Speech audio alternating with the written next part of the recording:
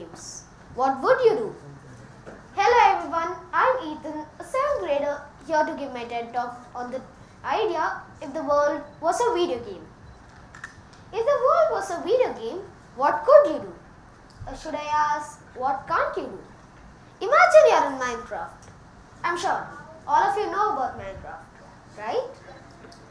For those who don't, Minecraft is an open world survival game that was released in 2009.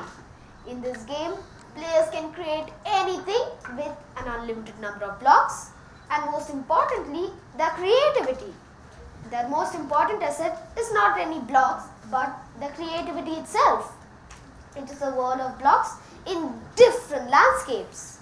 These blocks can be used to make things that you can use in your day-to-day activities and even to defend yourself from enemies. Do all of you understand now? Now, imagine you're in Minecraft and think of all the problems we face in reality. Water crisis, pollution, illness, starvation, and so on. Would these problems be there if the world was Minecraft? Maybe, maybe not. But for every problem, you have a solution in hand, right? For example, water crisis can be solved with just a bucket of water. How? Just throw it on a wall and it forms a waterfall. And where there are no big automobiles, big factories or automobiles, there can't be pollution, right? You must surely be thinking, there are no automobiles, then how do we travel? By using your foot, of course. You have wild horses too that you can tame. Here you never get tired while running all around to do your work, and you never gain weight. So no need for your everyday gym. Hungry?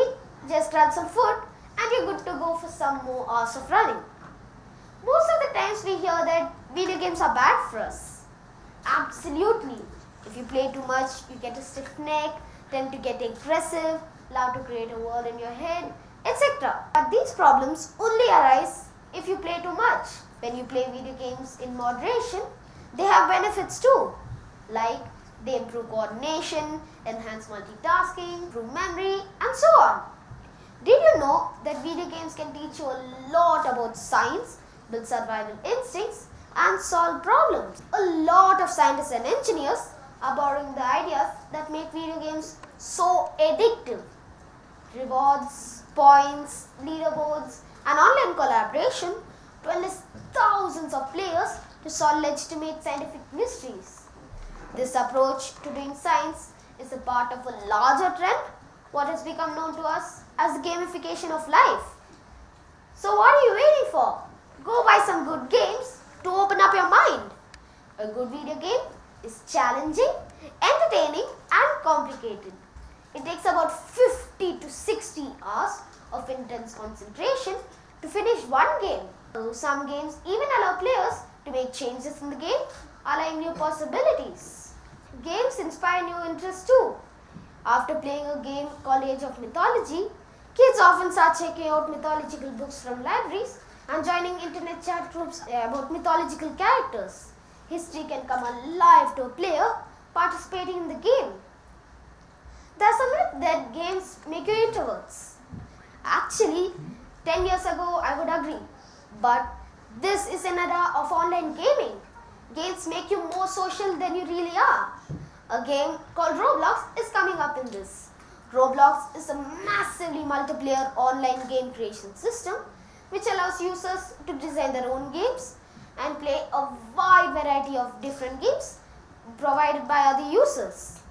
This platform hosts a wide variety of user-generated games from traditional racing games and simulations, obstacle courses and simulations. As of August 2019, Roblox has over 100 million monthly active users. There's another myth that games spoil your eyes. Actually, games like PUBG and Fortnite need you to scan the whole screen for the enemy. And if the enemy has sharper eyes than you and sees you first, game over. Video games enhance and exercise your eyes. But as we know, overexertion can be very harmful. I hope I have managed to change some of your perception about video games being bad for us. Now, coming back to the idea that the world is a video game. How many times can we go back when we make the wrong move? Some scientists even think that we are living in a video game. The idea that we are living in a simulation is not at all new. Many religions provide the existence of a supernatural deity from the world. But this is just another way of framing the video game hypothesis. Some religions take this further with concepts of respawning, example reincarnation, which might depend on one's performance through life, and points, example karma, accumulated in each life. In many religions have given us a set of rules and then provided a judgment at the end of life.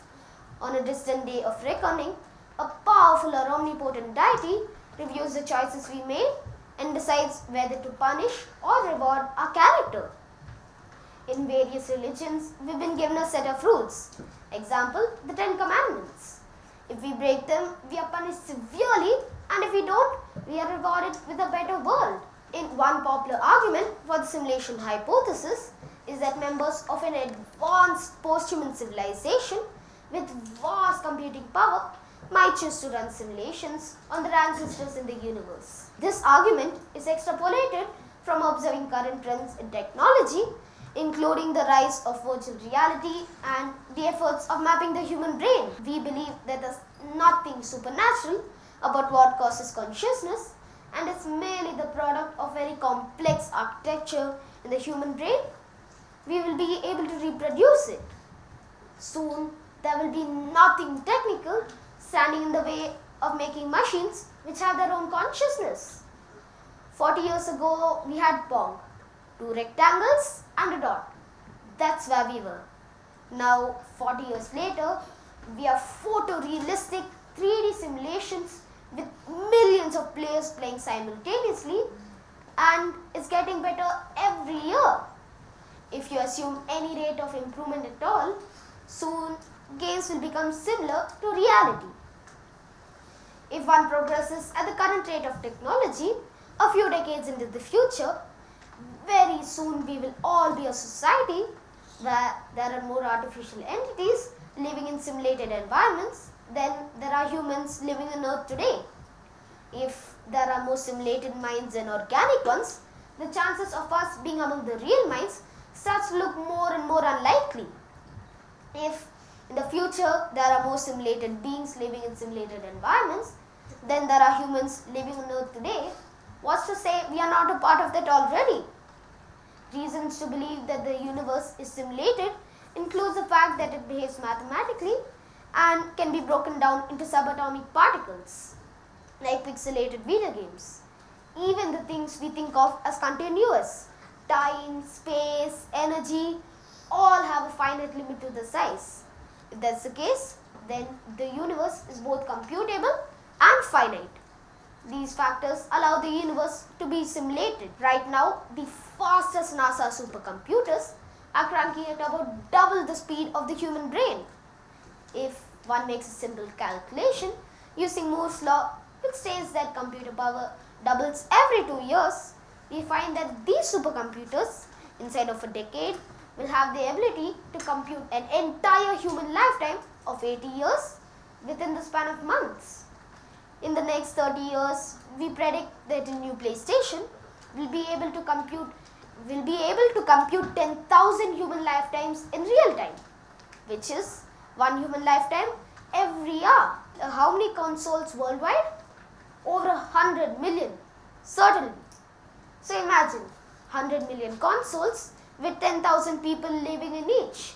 So by that time, conceptually, you'll have more humans living in PlayStations than there are living on Earth today. Another interesting fact is that the real world behaves in the exact same way of GTA 4. In the game, you can visit Liberty City seamlessly in phenomenal detail. You see what you need to see of Liberty City exactly when you need to see it, abbreviating the whole video game universe into the console. Natural world behaves in the exact same way. In quantum mechanics, particles do not have a definite state unless they are being observed. Many theorists have spent a lot of time trying to explain this.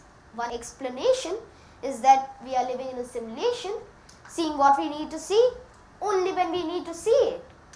So that would explain why there have been reports of scientists seeing pixels in the tiniest of microscopic images. Right, the universe is also pixelated. In time, space, energy, there is a fundamental unit which cannot be broken down into anything smaller. If that's the case, then the universe is made of finite number of these particles, which means that there's a finite number of things the universe can be. It's not infinite, so it's computable. Then there's a mathematical parallel. If two things are mathematically parallel, then they're the same. So the universe is mathematically parallel to the simulation of the universe. So who has created the simulation? Most probably our future selves. If we take a look at some of our most popular video game franchises, Assassin's Creed, Deus Ex, Fallout, we notice that their worlds are built similar to ours. They resemble our earthly environment. These video games offer a simplified representation of reality. The ability to be reborn, explore many alternative scenarios are all a part of godlike experience which can be very addictive. Many games today are recursive. We can play a game within the game. If we grow bored of the main game or would like to earn some few extra points, we can play a game within the game. Our lives are similar as well. We live multiple lives through a single life. How many of you here love Iron Man or the Avengers? Most of you, I'm sure. Many of us as young kids would have imagined alternative universes and the aliens. The Avengers, Spider-Man, Matrix and many more movies try to unravel the concepts of manipulating time, alternate dimensions, parallel universes, etc. How many of you here love Doctor Strange when he kept going back in time after being killed again and again to get Dormammu from destroying the world?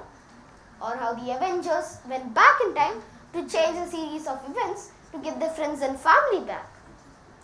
Doesn't all of this make you think that you are living in a simulation with God, the creator of the game? He can change the rules whenever he feels like and create additions in the landscape through volcanic eruptions, tsunamis and many more natural disasters. Let us imagine we are playing a game in which our every step is being monitored. But we do not know the rules and methods of the game. As a reference, we might think of games like SimCity, Minecraft, Civilization, which allow for a violence-free or at least defensive gameplay. Others, like Assassin's Creed, need you to kill in service for a greater good. We will always need to make moral choices. We talk about every problem being man-made. If only we knew issues our actions would cause, wouldn't we be better people? If we had the choice of restarting the game of life, wouldn't we take care of its natural resources? Don't video games help us being better people when we know that karma can come back to bite us? I'm sure all of you will now reflect on how beneficial video games are to us. So friends, let us live life like we are in a video game.